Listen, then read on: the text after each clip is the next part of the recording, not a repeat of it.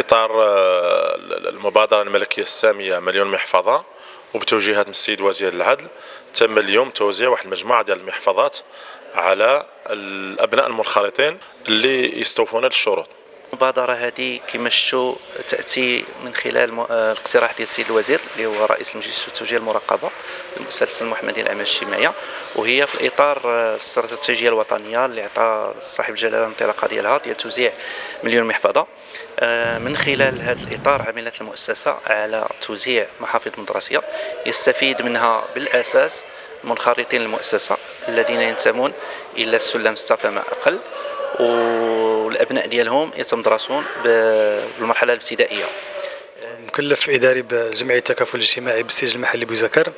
اليوم قمنا بتسلم مجموعة من الحقائب المدرسية الخاصة بالموظفين المرتبين في السلالم الدنيا الخامسة والسادسة، وهذه الحقائب تم توزيعها بمبادرة سامية من طرف المؤسسة المحمدية للأعمال الاجتماعية بدائرة نفوذ الترابي لقلميم، وتم الاستفادة الحمد لله من مجموعة من الحقائب، وهذه صراحة بادرة سابقة.